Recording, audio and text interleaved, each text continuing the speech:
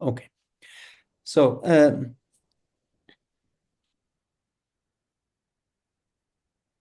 as you know, in the worksheet description of string theory, we are dealing with the most general 2D Einstein scalar gravity theory, which is Weyl-invariant. Therefore, the worksheet, classical worksheet theory of string theory has while plus diff invariance as the two-dimensional while plus diff invariance as the worksheet gauge symmetry, and that's what I call worksheet equivalence principle. That's while plus diff in 2D. That's the classical theory. When we want to go to quantum level, we need to make sure that this gauge symmetry of the theory is consistently dealt with. And we need to make sure that the gauge symmetry of the theory is not anomalous. And to start this study, we need to fix a gauge, like in any gauge theory. And there are different ways to do this gauge fixing process. One may use path integral ghosts and BRST, or one can invoke canonical quantization. When we do the canonical quantization process, we fix a gauge, and by gauge fixing, that's basically we fix the two-dimensional worksheet metric. And what remains of the symmetry is the 2D conformal algebra. Then textbooks basically tell you that for the consistency of the quantization of the theory, you need to basically require that physical states are killed by Virasoro generators. And this is basically is only consistent if you require that the physical states are killed by half of the Virasoro generators. That's physical states are zero eigenstates of half of the Virasoro generators up to spurious states. So this is the classic textbook result. However, the main observation that I'm going to tell you about is that this usual process is very strict, is very strong, and what we need actually is less than this strict requirement. Basically, in doing this process, we obscure what I've called quantum version of the worksheet equivalence principle. And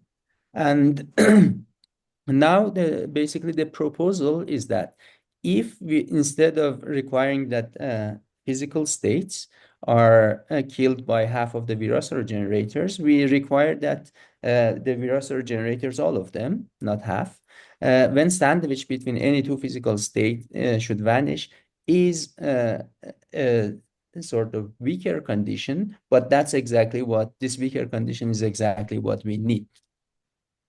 So that's what I'm going to show how it works in practice. That's the outline of the talk. I very briefly tell you about what sandwich. Can I make a question at this point? A weaker condition means that you have more solutions. Yes. So you have more physical states than in textbooks. Mm-hmm. That's a very good question. You have more solution, otherwise it is an equivalent condition. Okay, now that's a very good question. This is what the main point of the talk is about. So please bear with me for some few minutes. I'll try to address this very question. That's an excellent question. Okay, I'll tell you about the Sandwich quantization scheme.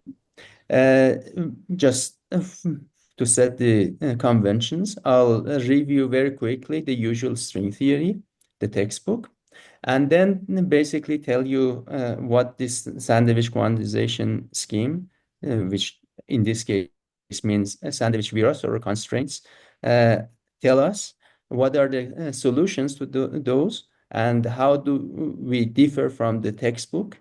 That's basically the extra states that I was asked about. Then the next step is basically trying to understand the physical meaning of these extra states. I'll tell you about non-inertial, non-zero temperature worksheets, and this could be relevant in some physically interesting cases. And then I'll try to summarize and give you an outlook and probably a good list of things to be still done. Okay, please do stop me if there is any question at any time.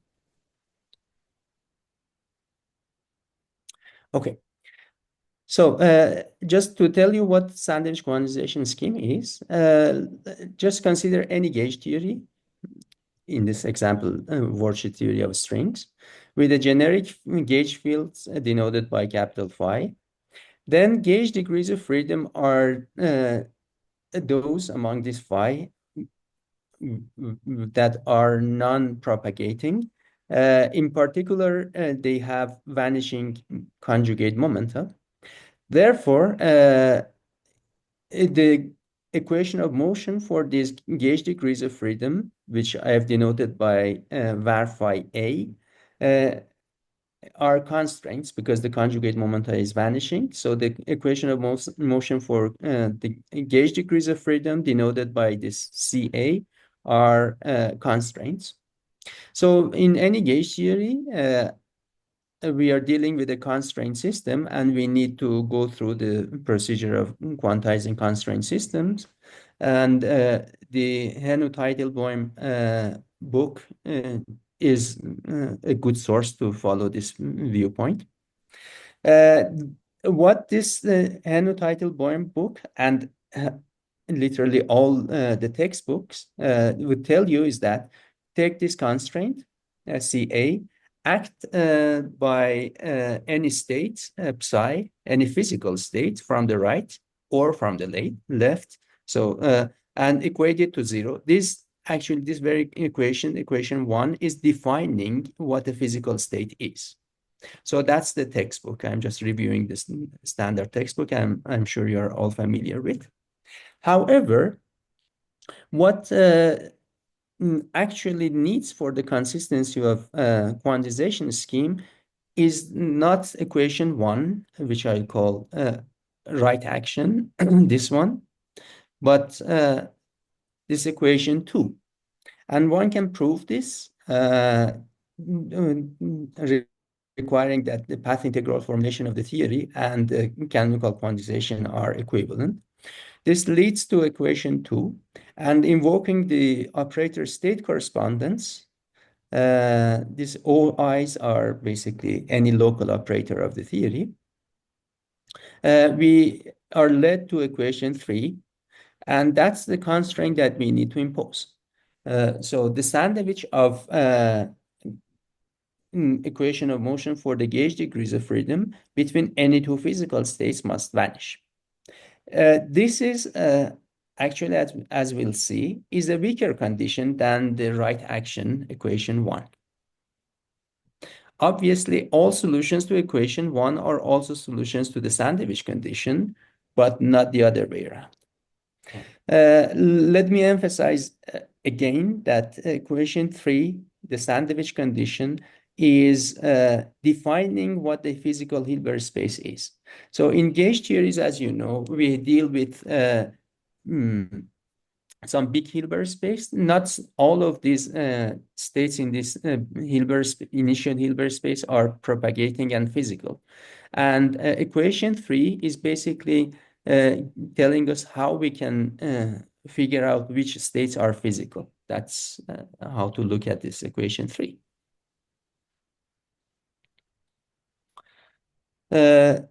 Besides this equation 3, the sandwich condition, we need to also require that the product of any two physical operators, O1 and O2, is also a physical operator.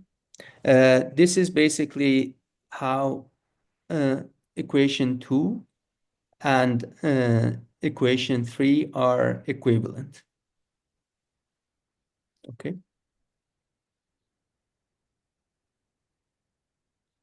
Okay. So this was a very quick startup with the sandwich quantization scheme. Uh, Now I want to study the case of string theory as just an example of a gauge theory. So the starting point is the Polyakov action, equation 4, in which the worldsheet metric gamma AB is basically the gauge degree of freedom here.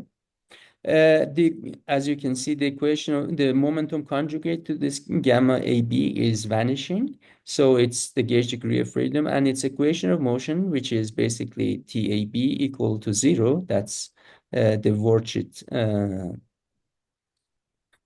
stress tensor, equation 5, is the constraint that we need to impose. Again, the textbooks are telling you that you can use the 2D Weyl plus diff invariance to fix the 2D metric to be eta AB, the Minkowski metric. However, the gauge symmetry is bigger than what we get after this gauge fixing. So even after this gauge fixing, we remain with the overlap of the Weyl plus diff in 2 dimensions. That's basically the 2D conformal algebra. 2 copies of Virasoro algebra is the residual gauge symmetry. And we need to basically, even after the gauge fixing, we need to make sure that these Virasoro generators, the 2D conformal algebra, are dealt with as constraints. That's basically what I'll do in the remaining of this talk. So we need to construct the solution space of the theory and then go through this canonical quantization. The equations of motion in the Minkowski gauge for the worldsheet is equation 7. And the most general solution is of this form. We can just do the standard mode expansion with alpha mu n and alpha tilde mu n. Here, for just being definite, I'm considering closed strings, bosonic closed strings. It's just the simple example to work through for sandwich quantization. So then the constraints we need to study is TAB equal to 0. It has 2 non-zero components given in equation 8, the plus plus and minus minus components, and their Fourier modes, which are generically denoted by L plus n and L minus n. We need to basically impose this as constraints. The canonical quantization goes through by imposing the commutation relations as in 9. The left and right oscillators, alpha and alpha tilde, should just have this standard canonical commutation relations. And the next step is to define the vacuum state, which is done by 10. So the vacuum state 0 is defined by as a state that is killed by any alpha n or alpha tilde n for positive n. This vacuum is denoted by an index alpha to basically note that this is what the alpha oscillators are defining. The Hilbert space that consists of all the states created by the action of any product of these oscillators, left and right, on the vacuum. And the Virasoro generators or the constraints, L plus minus n, are quadratic in these alpha and alpha tilde oscillators. These are just standard stuff, which satisfy the canonical Virasoro commutation relations as given in equation 11. Then the string theory textbook is telling you that in order to proceed with the quantization, among all these states defined in basically the equation below 10, these are not all physical states, and you need to impose some constraints on them. And these constraints in the string theory textbooks are basically what we have in 12. L plus minus n over physical states should be 0 for n non-negative. That's basically the standard Virasoro constraints. Can I just ask a question? Please. I'm thinking of just a general question of quantizing gauge theories, say, for example, QED or Yang-Mills theory.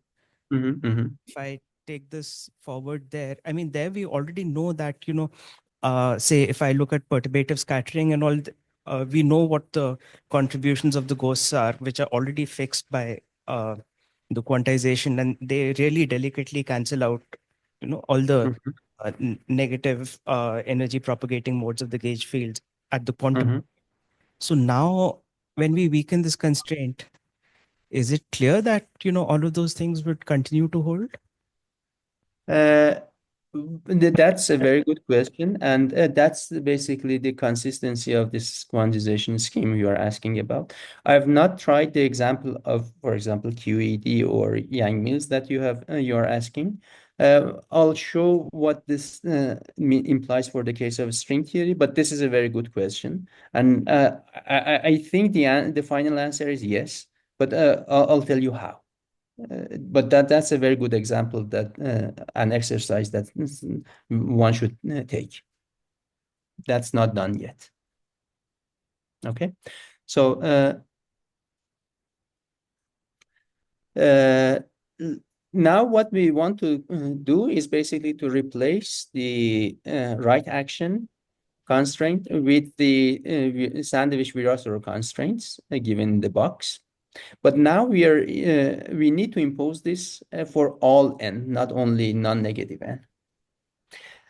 Obviously, this is a weaker condition than the right action, as we'll see, and you can already see it. So a bit of just reminder, in the usual string theory textbooks, basically this right action only if you want to find the physical states, we only impose this for n equal to 0, not all n.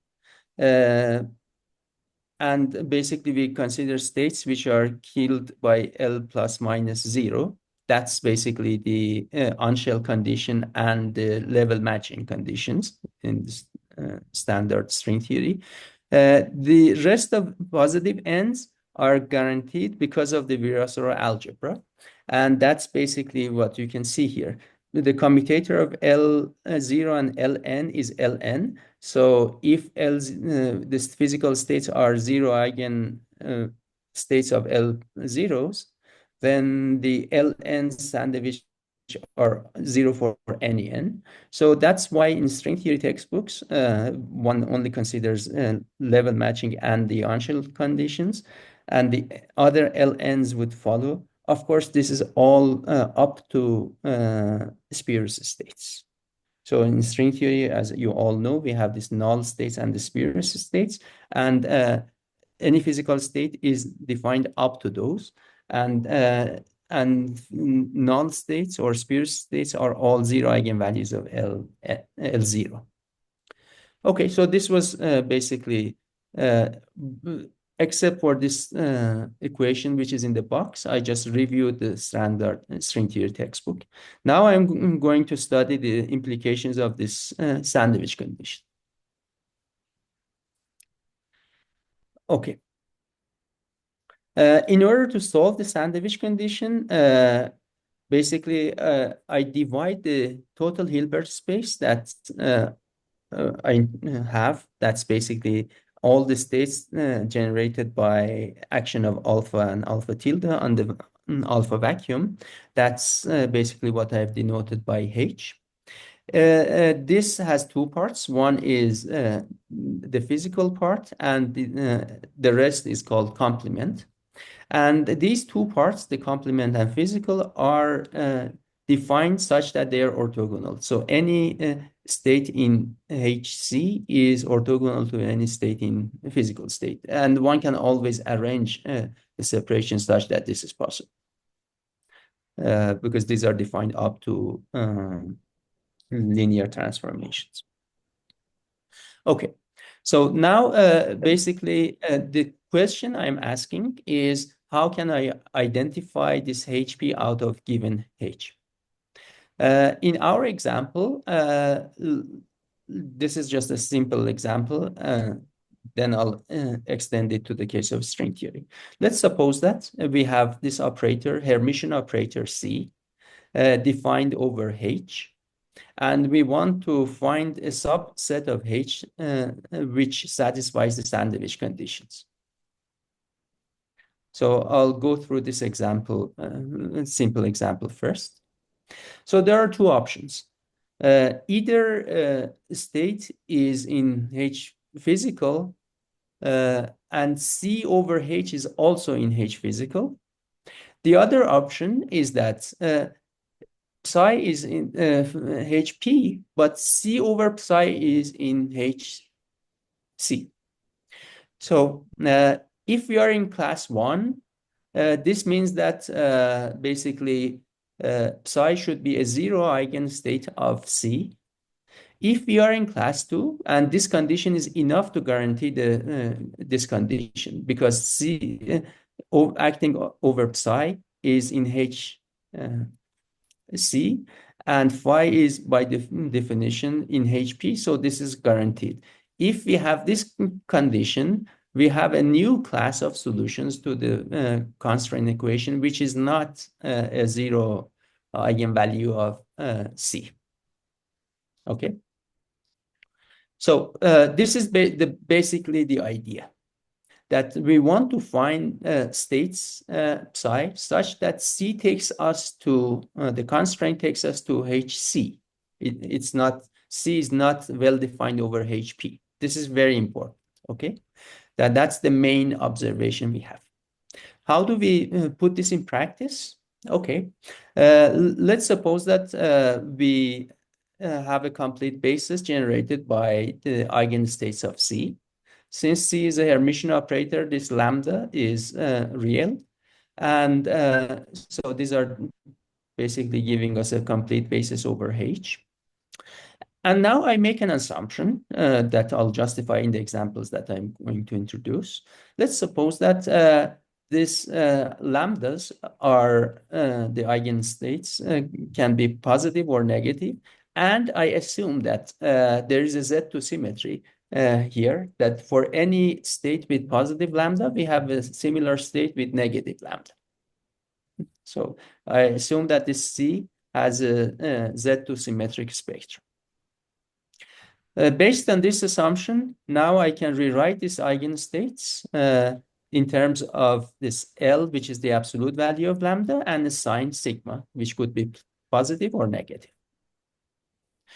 Then I can basically consider states of this form, a linear combination of plus and minus states. In this way, L plus and minus, I define it. Remember that this L is a positive number, positive real number. And by definition, these are just orthogonal to each other. So what do we gain from here is this very important relation, very simple. C acting on L plus minus gives me L minus plus. So essentially, I've solved the problem, as you can see. So if I restrict my physical Hilbert space to be states given by L plus, then L minus states are the complement, and we have already solved the problem. Because C acting on the physical state takes me to HC. Okay.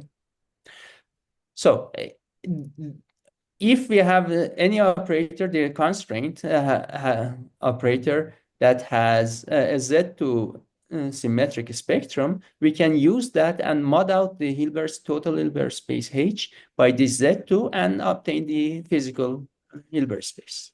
That's a very general solution to this problem that we want to solve. Now, let's go back to the example of string theory. In this example, we have two constraints because we have left and right Virasoro generators that we need to impose. And so these two constraints could be written in this form, which is more handy. So instead of asking for sandwich of L0 plus and L0 minus individually to be 0, I consider this certain combination, plus and minus L0 and plus and L0 minus. But at any rate, we have two sandwich conditions we need to solve. Since there are two of these constraints, we have four options. So either of them could be in class 1, meaning that on a physical state, they just vanish. These are basically of this form in this class. Or they are in the second class. So basically, there are four options. Either this combination is in class 1. Both of them are in class 1. One of them is in class 1. The other is in class 2. That's basically options 2 and 3. Or both of them are class 2. So these are the four options that we have. And I'm going to explore these individually and construct the Hilbert space explicitly and see what the physical meaning of this is. Okay, the same procedure with the same assumption. I've denoted the eigenstates of L plus plus minus L minus by lambda plus and lambda minus. There are two signs involved, S plus and S minus. And this is the same eigenvalue equation that I had. I take this lambda plus and lambda minus to be non-negative numbers.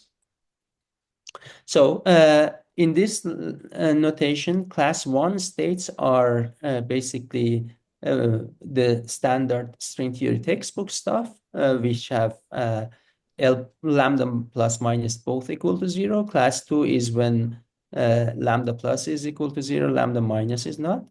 3 is lambda minus equal to 0 and lambda plus not to 0. And class 4 is when both of them are non-zero.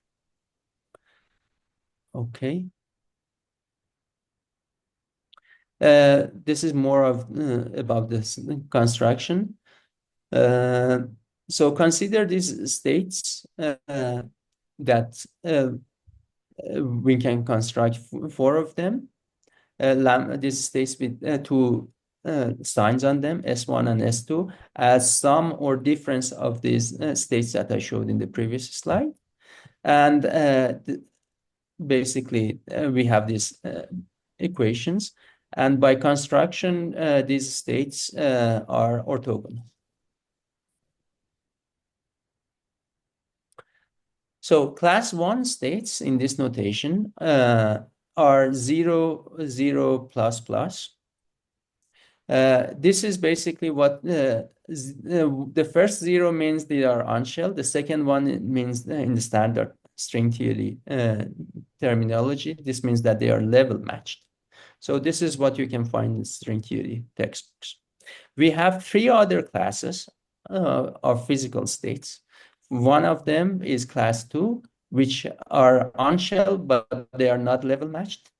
Class 3 are level matched because this lambda minus is 0, but they are not unshelled.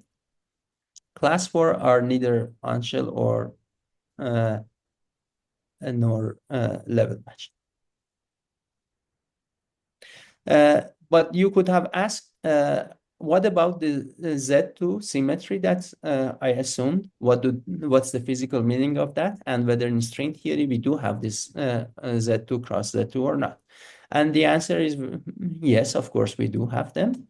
At the level of the worldsheet, we have the worldsheet parity and worldsheet time reversal. And this Z2 cross Z2 actually corresponds to either of them. So basically, this is how under this worldsheet parity and time reversal, these different classes are behaving. So in my terminology, is there any question?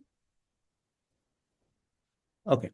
In my terminology, basically, if besides the sandwich conditions, I require that all states in the physical Hilbert space also show parity and time reversal, I get back to standard right action and standard string theory textbook. But if we relax that, then basically we have these other states. And I'll tell you more about this shortly. One important note is that because our construction is based on a Z2 action, when you square the constraints, consider this L plus minus L minus squared, on a physical state, actually it goes to itself. So the odd powers of this constraint takes a physical state to complement, but even powers keep you there. Okay, so that's what I have. Now let's do an explicit construction of states class 1, 2, 3, 4, and see how they look like. So let's suppose that in the string theory case, we have left oscillators and right oscillators and the center of mass momentum. So R and S respectively denote left and right excitations. These are non-negative integers. And we have the momentum K mu, which is the center of mass motion of the string. And as in the standard textbooks, we have L0 plus and L0 minus acting on the state, giving us, these are eigenstates of these operators. And M is, again, like the standard string theory textbook, is minus K squared. I'm setting alpha prime to 1, just for the simplicity. And this A is the basically 0-point energy of the oscillators. In string theory, bosonic string, this is D minus 2 over 24 times alpha prime. Okay. But the point is, actually, as you can explicitly see, since M squared can take any value, it could be positive or negative, even though R and S are non-negative, these eigenvalues could be positive or negative both. So indeed, in this very explicit example, we can see that the eigenstates are positive and negative. And the L lambda plus and minus in terms of these R and S and M are given in this form. As you can see, this lambda minus equal to 0 gives you back the level matching. Okay. In this notation, class 1 states are level matched on shell, which means that R and S should be the same, and the mass is given by 4 times R minus 8. This is a very familiar result for closed strings you can find in textbooks. But now we have class 2 states, which have lambda plus equal to 0 and lambda minus is not equal to 0. And the most general state in this class could be written in this way. This is a sum of 2 states with R and S left and right excitations and the center of mass momentum K, plus the role of left and right switched. And the mass for this state is given by this result. If we set S equal to R, we get back the class 1. But in this class 2, actually, we can take, just to cover it once, we can take R to be bigger than S. States in this class are hence labeled by 2 ordered integers, R and S. For class 3, we have something similar, but the states that we get are of this form. These are level matched by construction. So these are states of the form R K mu plus S K mu, such that m squared, which is k squared, is given by the same equation. And again, we can choose the integers to be ordered. Sorry, Shaheen, can I just ask one more question? So is the upshot that we build the Fock spaces before in usual string, when we try to quantize string theory? Is this that now there are more states that we would have thrown away previously as unphysical, we will include them also? That's what I'm telling you, but the very first question I was asked, I need to still answer it. Okay. So basically what I'm telling you is that the sandwich conditions, which is basically what is replacing the level matching condition, if you wish, is now a bit relaxed, and we have more solutions. Of course, we recover class 1, but we have other solutions. And the question is, what's the physics of these other solutions? Well, the reason I'm asking is that just having class 1 is kind of crucial for modular invariance, right? And now that we have this new spectrum of states, is it clear? This is a very good question. This is on our list, so one should explore this question among many others. Okay. That's a very good question. So I'm just basically trying to pan out the general setup. And the class 4 is labeled by 3 ordered integers, as you can see. So just basically, the kind of states that we have in class 2, 3, and 4 are more like some sort of entangled type states. These combinations should come always with this coefficient 1 and in the sum.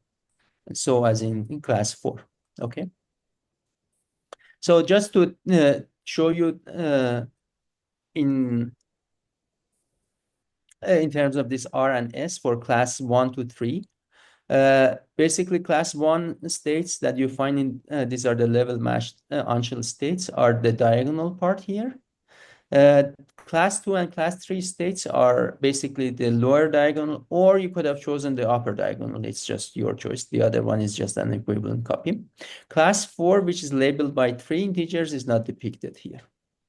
So, let me give the statement, and I'll try to argue why this statement is correct. So you could have chosen to do physics with either of these class 1, 2, 3, or 4. And they are all equivalent. So basically, the main statement, the answer to the questions I was asked is that if you chose, for whatever reason that I'm going to explain, to work with this class 2 Hilbert space or class 3 Hilbert space, this is basically the kind of states that you are using. But the proposal or the statement is that this should be exactly a different but equivalent description of what you could have obtained through this level matched states. Okay, so that's basically the statement. And I'm going to argue, give some basic argument, not a proof, but by any means, that this statement makes sense at least. Okay. To do so, let me remind, please. Is there any question? Okay. To do so, let me remind you of some basic facts, which is basically very relevant to the discussion we have. Consider a two-dimensional space, Lorentzian signature, not Euclidean. This is basically covered by T and X, the standard Minkoswki. They are all ranging in real numbers. But you can also choose, you could have also chosen the Rindler patch, spanned by sigma and tau.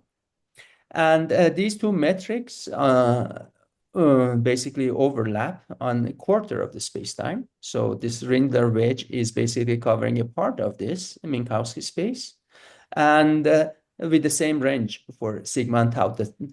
But the point is, string worldsheet theory, because of the Weyl-invariance, just do not see the difference between Minkowski and Rindler. Okay, so when you fix the gauge to set the metric of the worldsheet to be Minkowski, actually you are doing much more. You are not only restricting yourself to Minkowski, but in that same very gauge, Rindler is also viewed as Minkowski. You just lose the difference between these two. This is because of the Weyl invariance of the theory, because the worldsheet metrics are defined up to a conformal factor. So, and this is the origin of this Z2 cross Z2 map that I mentioned, just to show you in the figure. Basically, the Rindler coordinate is covering only a quarter of the Minkowski, but string worldsheet just do not see this because it's the equivalent to the full thing up to a Weyl factor, and Weyl factors are not relevant. So that's the basically point. So even if I had chosen this part of the patch and formulated my worldsheet theory, I must obtain the same thing that a Minkowski observer would see. Even though this is covering a quarter. So basically, these are the left and right Rindler wedges. Top and down are basically what a min observer would see. That's basically a very similar metric. Tau replaced, sigma replaced with tau here.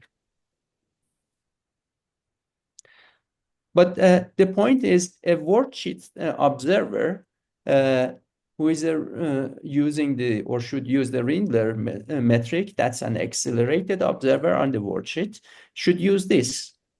And the statement is that this kind of observer would basically, or should use class 2 states if she wants to get back what the Minkowski observer would see. So basically, let me put it in a different way. We started with diff cross Weyl invariance. We supposedly fixed the gauge to a Minkowski metric and remained with Virasoro constraints. But the point is, at the same time, Virasoro constraints are missing this Z2 cross Z2, or implicitly in the string theory textbooks, we are assuming that this Z2 cross Z2 is also sort of a manifest symmetry on the Hilbert space. But this is asking for too much, because on the worldsheet, accelerated observer and the Minkowski observer just are not distinguishable because of the Weyl symmetry. This is the origin of these other classes of states. I can put this in many different wordings, and I'll give you some of them here. In particular, basically, for the people who are familiar with the older string theory literature, what I'm basically trying to convey is a null orientifolding process. So in the usual orientifolding of the strings, that is very standard and well understood. Basically, we mod out the worldsheet by the worldsheet parity, changing sigma to minus sigma. What I'm suggesting here is that we are orientifolding along a null direction, these two 45-degree lines. So this is the Z2 cross Z2 that I was talking about. So basically, as far as I know, in the string theory literature, this null orientifolding has not been studied. And what I'm in this terminology, what I'm suggesting is that this class 2, class 3, and 4 states are relevant for this null orientifolding process. Okay, so that's a separate interesting question one may study. Okay, so let me show you some more equations and try to basically trying to uncover the physics of these states. So let's denote the Virasoro generators as seen by Minkowski observer by L plus minus M. Under parity and time reversal on the worksheet, x to minus x and t to minus t, they behave in this way. This is just well known. Plus and minus goes to minus plus with the same sign for parity, with a different sign for time reversal. Then the combinations J and P, defined in this way, do not mix under time reversal and parity. That's just a simple change of basis. This is why instead of the Virasoro constraints, I consider this very combinations. Okay. So the Sandwich Virasoro constraints in this terminology, in terms of P and J, is basically written as in equation 28. And class 1 states are invariant under both P and T. 2 is basically, and 3 are zero eigenstates of P or J. And class 4 is neither zero eigenstate of neither of P and J. So this was as viewed by the Minkowski observer. However, if you're a Rindler observer, you have already done this null or unifolding as if, and you're dealing with different generators. Just to distinguish them, I'm denoting them by L plus minus R, standing for Rindler. And now the statement is, once again, physics should not depend which observer on the worksheet we choose.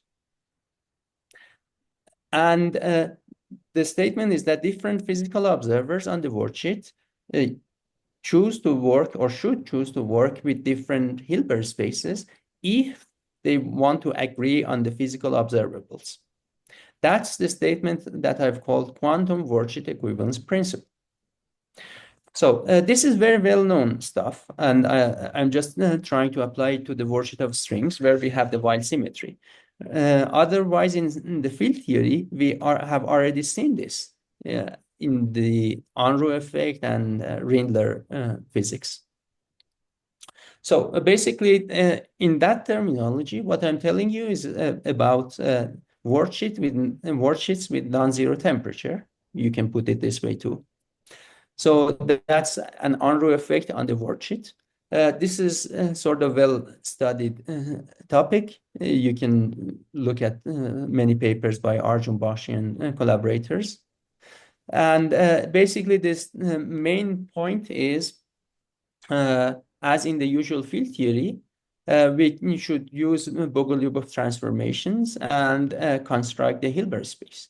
So that's the way it goes. Again, as in the usual field theory, we have the squeezing operator, G.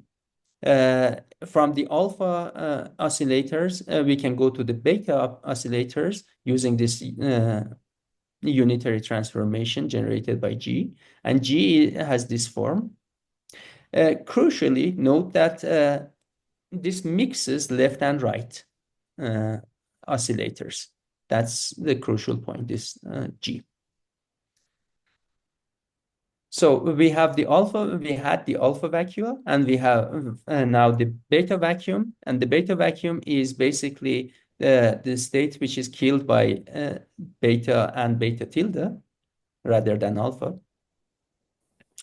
And the Rindler and Minkowski Virasoro generators are related by the same unitary transformations, which yield a similar relation for J and P. Kappa here is just the acceleration parameter. You can set it to 1 if you wish. It's just a scale. But the physics of it is interesting. If you're an accelerated observer on the worksheet, basically say you're accelerating towards positive x or negative x direction. Obviously, when you want to describe physics, you lose the parity because you're accelerating with respect to the Minkowski observer. This is why the Hilbert space available to this guy is not parity invariant.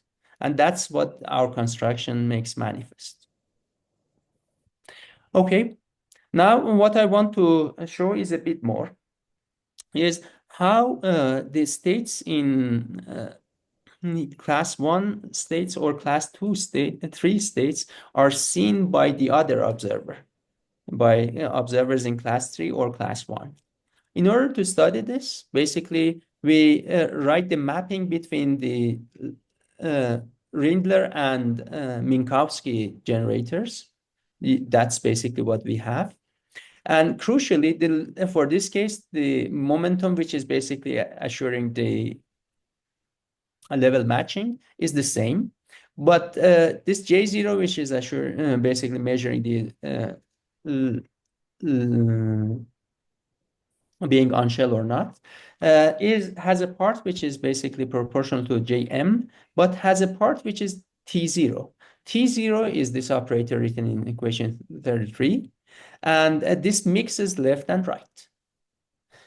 This equation is very easy to understand because these are components of the energy momentum tensor, which is a two tensor. It has two indices, and we are making a boost.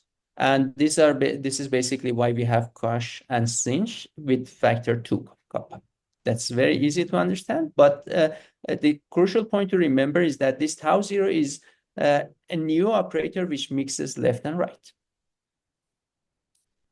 Okay, now you can ask, if I start with states in class 1 defined in this way, what do we get when you act by Rindler generators on this state? And basically, since we are in class 3, the level matching basically is guaranteed. But the JR is giving us this part. This part is actually a class 3 state, as expected, or we could have expected this. Okay. So that's basically when you even start with class 1 state, as seen by a Rindler observer, you generate class 3 states. You do not remain in class 1 states. And this is very much expected. Okay. So that's what I told you. The big difference, though, with as compared to the field theory case, is that in the usual field theory and Rindler observer, the Hilbert space available to a Rindler observer is half of what we have in this for the Minkowski observer. Is smaller, because the Rindler observer would see only states related with field configurations on the positive X region. That's the region covered here, right? The field configurations, if you consider this as a Cauchy slice, the Hilbert space of the Minkowski observer covers the whole field configurations over t equal to 0. But the Rindler would see only the field configurations associated with positive X. So the Hilbert space of the Rindler observer in the usual field theory, local field theory, is smaller than the one it's half of what Minkowski observer would see. However, this observer should use non-trivial thermal density metrics. But what we get in the case of strings is a bit different. What I'm telling you is that that was related to the question I was asking in the very beginning. The Hilbert space for the Rindler worldsheet observer is bigger than the one in the Minkowski, because we have class 2 states, which are labeled by 2 integers rather than 1. And this is coming from the fact that here we are dealing with the theory which is Weyl-invariant and the specifics of the string theory that I talked about. Okay. Probably you can skip this part and go to the summary and conclusion. So basically what I told you is that depending on which observer on the worldsheet you are, you should be using different Hilbert spaces if you want to recover the same physics that a Minkowski observer is obtaining. The point is that in string theory textbooks, they tell you that you can always map the worldsheet metric to Minkowski. This is obviously true, but it's this map is not 1-to-1. It's 4-to-1 because metrics are defined. The worldsheet metrics are defined up to conformal transformations. These conformal factors could be very general, as you can see here. It could be only a function of sigma for the Rindler, or it could be a function of tau for the mean observer, or it could be any function. If it is a function of sigma, we basically only break parity, obviously. If it is only a function of tau, we only break time reversal. Or if it is generic, we keep neither of them, and that's the class 4 state. But the fact is that this Weyl factor is basically arbitrary. Okay. So, but it all remains to be shown in mathematical rigorous way that the statement that I tried to justify through various different arguments is indeed valid. That one can recover string theory results, that's basically obtained by class 1 Hilbert space, through considering class 2, 3, or 4, depending on which observer on the worldsheet you take. So that's remaining to be done. There are many steps to this, including the one that, for example, about the modular invariance. How do one guarantees the modular invariance from the accelerated observer on the worldsheet? These are all very good questions that are on our list, and we should basically go through them one by one carefully. But if we want to guarantee that the equivalence principle at the worldsheet level is valid at quantum level, we need to make sure that what I told you is going to work. So that's basically the main message I want to convey. Then let's suppose that we basically did so. You may ask, so what? What do we learn more? Besides, of course, understanding the worldsheet theory better, there are certain very interesting and physically significant cases where describing the worldsheet through an accelerated observer or alike is more handy. And in some cases, there's no escape. In particular, I've noted some of this. The case of null string, when the worldsheet of the string becomes a null surface. That's the case we are dealing with when string is probing horizon of a black hole. So that's where the most natural description for the string theory is actually the one as seen by the accelerated observer. That observer is basically sitting very close, but not falling into the horizon of a black hole, that accelerated observer. And that observer is using a class 3 Hilbert space. So if you want to discuss string black holes in string theory, the most natural frame is use this class 3 states, not the standard textbook. And in my understanding, actually, this is a very basic issue why in string theory the progress of strings probing black holes have been basically minimal, because they have not used the right frame, the right observer, and the right Hilbert space. So that's one thing.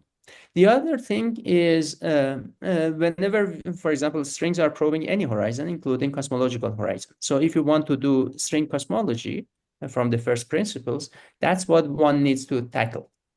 And I think our framework is basically the right one to choose. The other thing, which is, I think, very relevant, is strings near the Hagedorn transition. This is, again, very relevant because when we are close to the Hagedorn transition, we are in a regime that the string tension is not relevant because basically the energy available to each and every mode is comparable to the tension or bigger. And in order to understand better the Hagedorn transition, this is basically what we offer. It's better to use class 3 or class 2 states to describe the transition. So that's why the case of the black hole horizon and strings was the case of my motivation, but there could be many other motivations too. Thank you for your attention.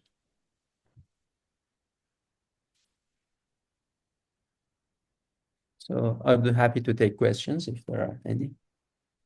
Questions? Are there questions online?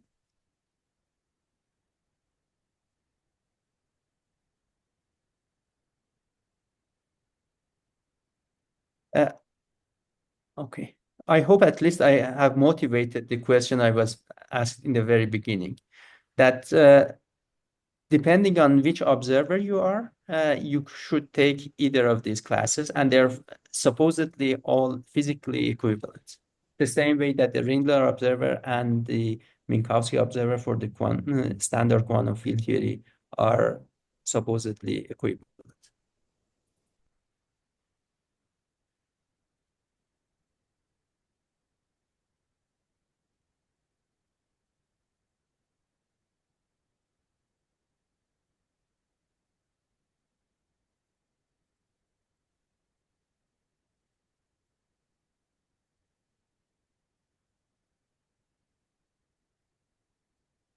Real question. It's not like and we see that in string theory because there are all these alpha prime corrections, which. So I'm saying that in string theory, we actually do see that the equivalence principle wouldn't hold. We can't go to a local inertial frame, precisely because the low energy effective theory has alpha prime corrections, higher derivative corrections, which would not vanish, right? You could. Let me stress again that. Sorry, had you finished the question? Or? Yeah. Oh. So what I talked about is the Worldsheet theory. I didn't tell you anything about the target space. I see. That's a very good question.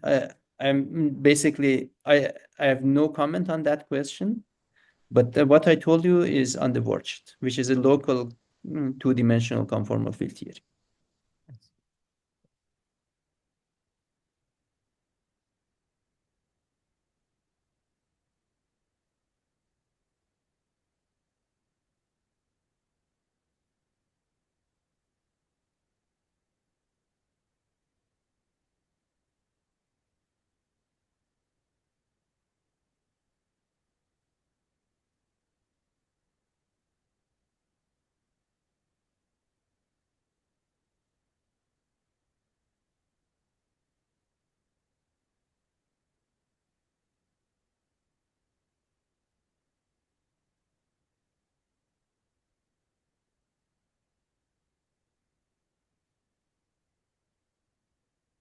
Okay.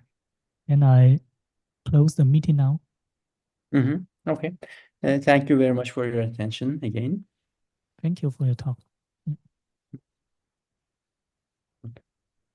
Bye. Bye, everybody.